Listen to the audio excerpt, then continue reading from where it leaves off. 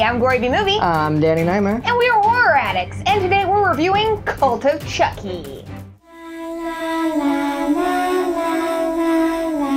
Written and directed by Don Mancini, who's written the entire franchise to date. This is the 7th movie and the 3rd film in the franchise that Don Mancini has directed. And this one continues right after the events of Curse of Chucky, which we really liked. Yeah, I really liked Curse of Chucky. Yeah, I thought it was a surprising installment in the franchise. It goes back to the horror roots, still had some funny moments in it. It's a solid film. Good way of kind of bringing the original trilogy with like the newer movies together. But is Cult of Chucky good? Well, we're gonna give you a rundown of the plot, and then we're gonna talk about the good, the bad, and the gory. This movie is mental. It's set in a mental asylum. Full of crazy people. And Nica's in it. Remember her from Curse of Chucky? She's balls crazy now. There's also a bunch of Chuckies in this movie. Like way more Chuckies than you would even believe. Apparently, the good guy doll line had 50 different names, and 2% of them were Chuckies. There was also Tommy's. Remember that from Child's Play Part 2? Yeah. Somehow all these Chuckies are ending up in the mental hospital. People just be Chucky obsessed these days. Even Alex Vincent, who is very committed to his role of Andy, seems to have a collection going. In the opening scene in the movie, he's having dinner in this giant building that looks kind of like a dong. And then we cut to him at his house, and what does he have in his safe? Oh, what? A Chucky doll head. He takes Friends to the End to a whole other level. But primarily this movie is about Nica, who has been blamed for all of the Chucky murders that happened in Curse of Chucky. She's in this institution with a whole bunch of whack jobs, and then the therapist is like, you know what is gonna help you get over having a killer doll kill your family? I'm gonna bring in this therapy killer doll named Chucky. What was he thinking? So that's a bad idea. And he had just gotten to the point where he convinced her that she really thought she did it. Yeah, he's manipulative. He's a bad dude. Keep your eyes on him. So spoilers, there won't be. Until the end. And then we're gonna get into a big spoilery discussion. So if you've seen the movie, stick around for that.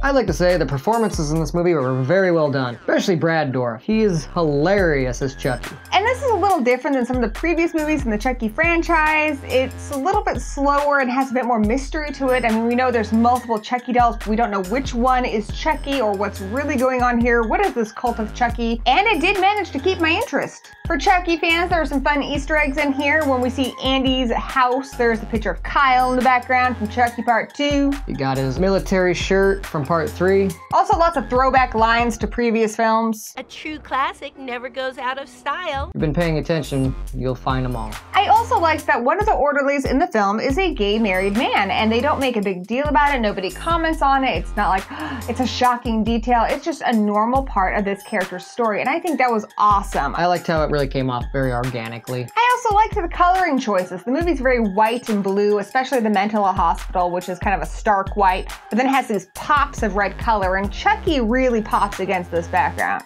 Yeah, I thought it was pretty cool, unique set designs they had going on. It kind of gave me like a Black Mirror feel to it, but I enjoyed it. Now, how I felt with the plot, there was some hits and misses, mostly hits. However, in the effects, there's hits and misses, mostly misses.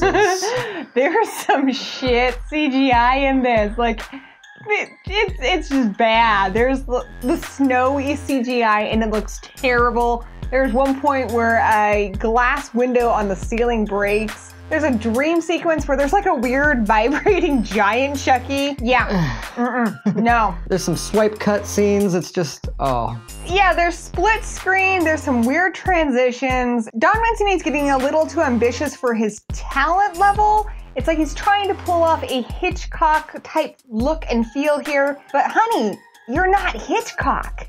Yeah. It's like a blurry Chucky walking down the hallway at one point. It just looks awful. And he's trying to be very artistic with, you know, the cinematography and such here, and it's very distracting. It does not look good. It's a little too over stylized. I was not loving it at all. No, I felt like with the editing, they just kind of threw everything at the wall, but most of it didn't stick. And let's talk about the performances. For the most part, I thought they were pretty good, but Alex Vincent, who plays Andy Barclay, maybe should have just stuck with being a child actor because his whole performance in this film, I thought, felt really scripted. I'm sure it was. But I'm supposed to believe that he's a real character experiencing the movie. I didn't have a problem with Andy.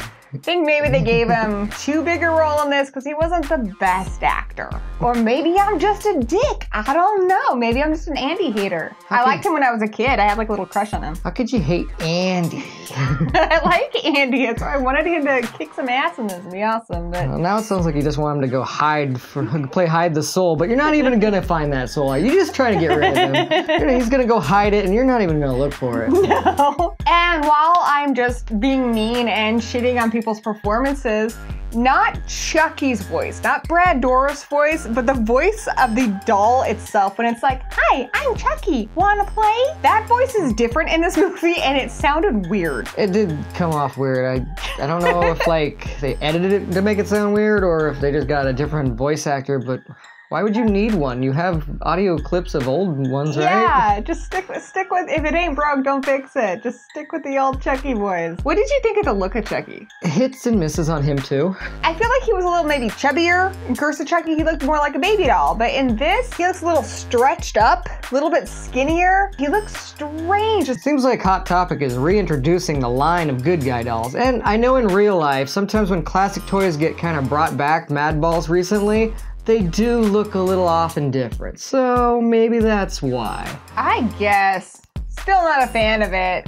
Though, I liked the Hot Topic line. That was pretty funny. And there's just one line in the movie that really kind of irked me, and that is going online and finding voodooForDummies.com. It was funny in Bride of Chucky when Tiffany, who's not a voodoo practitioner, has a book called Voodoo for Dummies, but Chucky's supposed to know his shit. I kind of feel like Don Mancini threw this in there because in the original movie, the only thing he really didn't write was the voodoo. And I think it's almost a knock at how like voodoo changed the series drastically from what he was trying to write originally. So maybe that's why he's poking fun out of it. See, my thought was more, because there's a lot of this throughout the movie. There's a lot of throwbacks to lines from Bride of Chucky, from Curse of Chucky, obviously Chucky 1, 2, and 3. He conveniently skips Seed of Chucky. But it's like he's trying to say, like, remember you liked this movie? Here's some lines from that movie. I'm just gonna rub it all in your face because I know that you liked that movie. So if I remind you of that, you're gonna like this movie, which doesn't really work.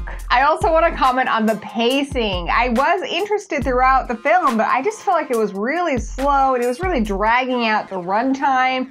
It was trying, like we said, to be overly artistic, and I just wanted to see Chucky killing people. That's what I came for. Also, how many freaking times in one movie can they say Chucky did it? I get that it's a callback to Child's Play, but you can make a drinking game out of this. If you drink, and we did, every time they say Chucky did it in this movie, you're gonna be drunk. Chucky did it. Also, did you notice that Don Mancini has kind of a foot fetish in this movie? Yeah, with the heels. There's just lots of shots of feet. I kind of was thinking I was watching a Quentin Tarantino movie. Lots of shots of Chucky's feet, too. Yeah, lots of feet. What's up, Don Mancini, huh? What's going on there? Maybe it's best unanswered. I think it probably is best left unanswered. I don't think I want the answer.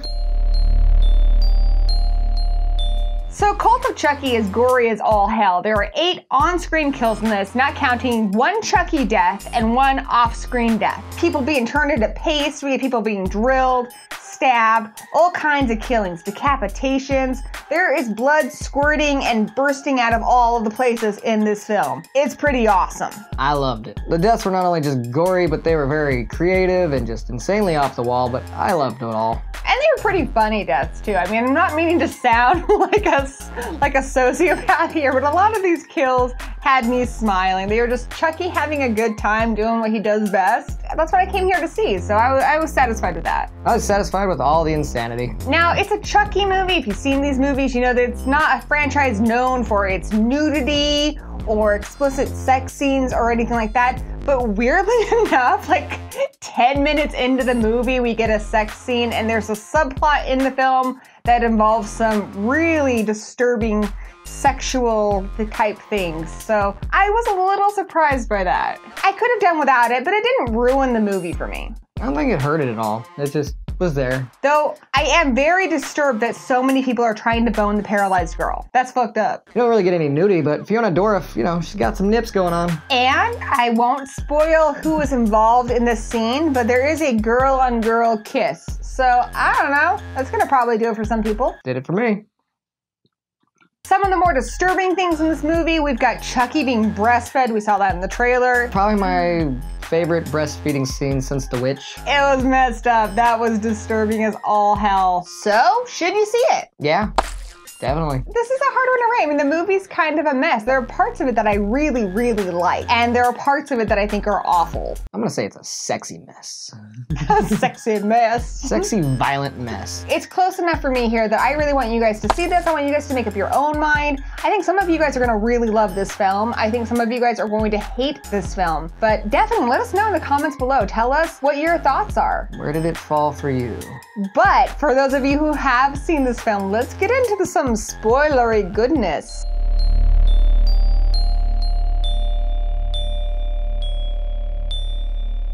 Well, earlier we mentioned that there was 8 kills and then a Chucky kill. That's because there's multiple Chuckies. They're actually all alive, and one of them dies very gruesomely, and he makes paste. Yeah, so Chucky now can do a spell that makes it to where he can inhabit multiple bodies. Pretty much as he puts it, anybody with a head and an arm for stabbing, it works for him. Yeah, so there's Chuckies all over the place. So he can possess Chucky dolls, he can possess people, he possesses Nica, and I thought that was really cool because I think Fiona Dourif, being that her father's Brad Dourif, I wasn't surprised, but she did a fantastic job playing Charles Lee Ray in her body. Like, she's got that laugh down. She's been following him around her whole life. Exactly. She's a daughter. So I'm sure he was very proud of her. She did a great job. So what was your favorite kill? Probably the orderly that we mentioned earlier, when he is like gang killed by 3 different Chuckies, and they're just stabbing and drilling, and oh man, I felt bad for him, but that was just epic to be mauled by Chuckies. I think my favorite kill is, you know, we kind of mentioned this earlier. They send short-haired Chucky into the padded room where Andy Barclay is, and then we find out that Andy had this planned the whole time. He's got a gun hidden inside this Chucky doll. I don't really know how that works, but I liked it because Andy like shoves his hand into the Chucky's body, and it's all gooey, and there's all kinds of gore in there. He pulls out the gun, and he goes to town on this Chucky doll. He makes paste. I thought that was cool. I love that. However, then he like shoots the Chucky in the belly a couple of times. It's like, your hand did more damage than those bullets are doing right now. Yeah, how the Chucky biology works is a little confusing, but it's fine. I allow it. It's Chucky. And I like that they continued the continuity with the after credit scenes from Curse of Chucky. The Chucky head in the safe has got a giant hole in it from where Andy blew his brains out. And they explained what happened to the little girl Alice, how she got possessed by Chucky, and then they killed the grandmother. And then somehow she went to go live with Tiffany. I don't know how Tiffany has been deemed a fit guardian. Like, whatever happened to Glenn and Glenda? Yeah, that's the one loose end that this movie really didn't like explain. Where is Glenn or Glenda? I mean, I don't really miss him or her. Yeah, it's really strange because I remember on IMDb they had somebody on the IMDb cast list for Glenn and Glenda, but they're not in this movie. And then Tiffany's there, and it doesn't appear that she has children anymore. She misses Alice, so it's like, but what happened to your other kids, dude? It seems like they're gonna have more movies, so maybe they'll explain it. And I'm very curious to see where the franchise goes from here. I don't know how I feel about an army of Chuckies. I kind of just like having a Chucky, but I guess it could be okay. I don't know if it'll be good or bad, but I want to know. I'm looking forward to figuring it out. Andy's still alive, so. Andy? Andy. I wonder if he's gonna get blamed for all the murders. Well, Nica would probably get blamed for some of them. Yeah, Andy's left in the mental asylum that's kind of run by Chuckies now since everyone else is dead. So that sucks for him. I want to say my least favorite death, though, was the glass decapitation. As we mentioned earlier about that glass falling down, how did that look a lot better in Bride of Chucky when he broke the mirror than in this movie? It looked like crap. I mean, her head afterwards looked okay, but everything else just... I mean, in Bride of Chucky, it was also CGI, but it was good CGI, so that scene really worked in that film. But in this film, it looks terrible. So what did you think of Cult of Chucky? Do you plan on joining it anytime soon, or are you going to abolish it? Let us know down in the comments. I think we're still undecided, so we're very curious to hear what you guys have to say. Check it out and let us know. Thanks for watching. Chucky did it.